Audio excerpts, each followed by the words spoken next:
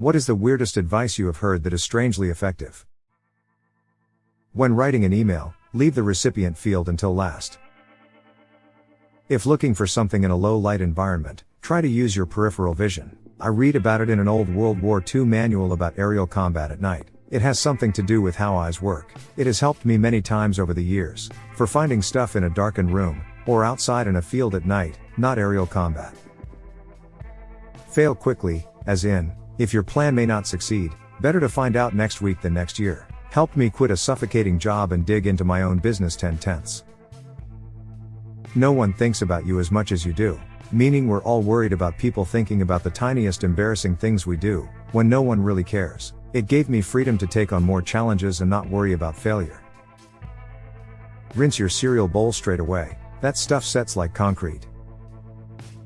Don't give excuses unless they ask for it. I.e., if you are late for work, just say that you are late, not why you are late. For all my ADHDers or others who struggle with executive function, do chores while waiting.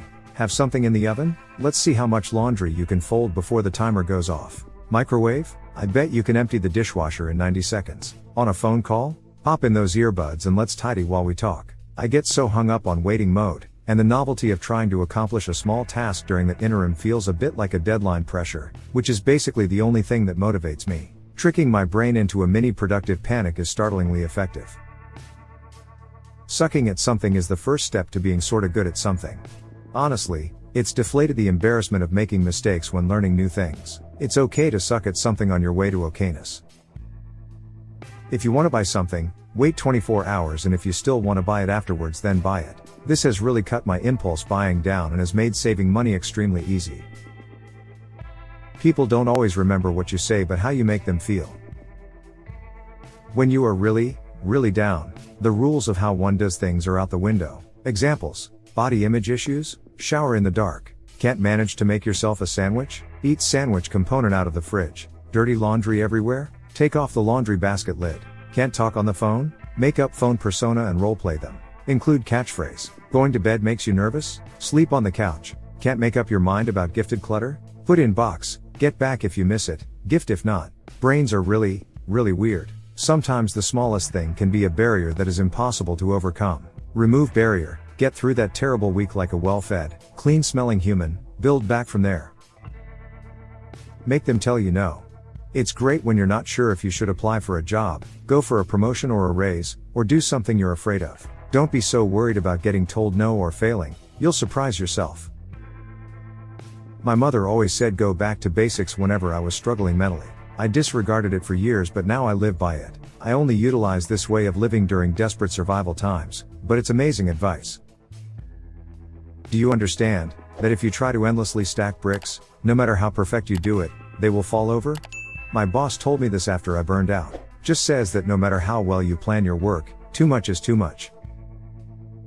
Stressed, upset, panic attack, ennui? Put an ice cube in your hand. Move it around your hand until it slowly melts. It takes about 5 minutes. Primary effect: the cold on your skin grabs your brain's attention. You stop thinking about what was stressing you out and feel present in the moment. Secondary effect: the cold cools your blood, which goes into your heart and slows down the beating. As your heartbeat slows to maintain your body heat, your lungs breathe more slowly as well. It forces you to breathe, which calms you down. After 5 minutes of this, you will feel much calmer, if slightly drippy.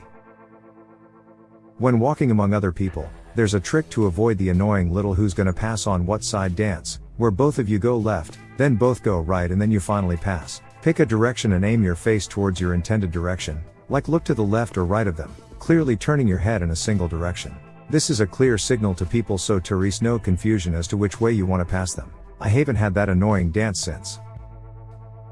To improve your posture, pretend that you are shooting lasers out of your nipples and trying to shoot people in the head. How to unclog your nose. Close your mouth and pinch your nose so you can't breathe. Shake your head up and down until you need to breathe. Remove your hand from your nose and breathe through your nose, not your mouth. Been doing this for a while now and it's pretty effective. Holding your breath for a prolonged time is extremely effective at getting rid of a boner. Instructions are clear. Do not, I repeat, do not hold your breath until you die, or you may end up getting your boner back. For a perfect high five, look at the elbow of the other person. 100% of the time it'll be a spot on high five. Don't beat yourself up forever. Beat yourself up once then move on. Mr. Homer Simpson. 2 from elderly Southern relatives. 1. Something ain't nothing taking 5 minutes to work out, clean, work on a big project, etc. is better than 0 minutes. We often think we've got to do 2 hours of rigorous work or it doesn't accomplish anything. 2. Time will pass either way if you want to work to get better at something, accomplish a long-term goal, or change careers or credentials. Don't look at the 2 to 5 years and think you'll be too old. If you're 24 and want to go to college, you'll be 28 in 4 years with or without a degree regardless of what you do in that time. It's only embarrassing if you're embarrassed. The older I get, the more I understand this one. I tell my daughter to add the word yet after anything about lacking something. I don't know how to play this game.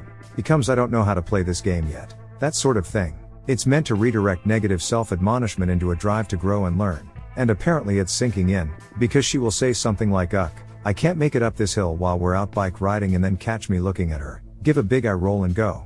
Yet, in the exact tone you think a teenage girl would use. Then she ends up sometimes just rage succeeding to prove the point. It's great. She's going to be at least 3 times better than me, low as that bar may be. Blinking twice when reading info from textbooks to sort of mimic photographic memory. Works for me for some reason. Do jazz hands in front of wasps and they'll fly away. You'll look like an idiot, but it's working. Edit. English is not my first language, so don't be rude. Don't wave your hands like a maniac. I'm talking about calm jazz hands. I learned that they'll focus on your fingertips and get confused, so they'll leave you alone. Don't kick a hive and try it. It's working for a small amount of wasps. Also, I'm from Europe, so I don't know for big ass murder wasps from other countries. And no, it's not working for mosquitoes. Do it anyway. Don't think you'll succeed? Do it anyway. Don't feel like going to the gym? Do it anyway. Don't want to stick to the diet? Do it anyway. Don't feel like getting out of bed / taking care of your basic needs? Do it anyway. Don't think you'll like it? Do it anyway. Scared of embarrassing yourself? Do it anyway. Think the attractive person will reject you if you ask them out? Do it anyway. Obviously don't apply this to things that put you in harm's way. But I've been lucky enough to live an interesting, in a good way, life based on this approach. If you need to remember something, write it 3 times or say it out loud 3 times. Always weird when you repeat something verbally 3 times, especially names. Failure is always an option. The difference between science and messing around is writing it down. If nothing you do matters, all that matters is what you do. My wife changed my world a while back when dealing with a bad attitude from my son. She simply asked, "What do you think is going to come from this?" I apply that to most things I do now. My granddad lived to be 95. I asked him what the secret to a long happy life was. He told me to mind my own business. If you can't fight the fear, do it scared. Got me through a lot of anxiety. Get someone to warm up to you by asking them for a small favor, not asking to do something for them, but asking them to do something for you. I have no idea why this works, but it does. Counterintuitive maybe, but it helped my anxiety immensely. In general, no one cares about you, what you're doing, or gives you a second thought once you're out of their sight. It really helped me to stop being self-conscious all the time in public. This is one I came up with to explain my self-esteem. You can't sad your ugly away. I woke up one day after years of torment, a lot of which from myself, and realized that being upset about how I look won't make me any prettier, so I may as well just own my looks. I can fix what I can, but being upset about it ain't gonna do shit. May as well love my fugly self. Loving myself when I felt no one else would, and being happy and enjoying life despite it all, it really is the greatest revenge I could come up with. Put a small stool under your feet when pooping, to mimic the natural squatting position. Changed my life, literally. During the first week after my discovery, I had a strong urge to tell all my family and friends about it, but had to restrain myself because of how weird that would sound.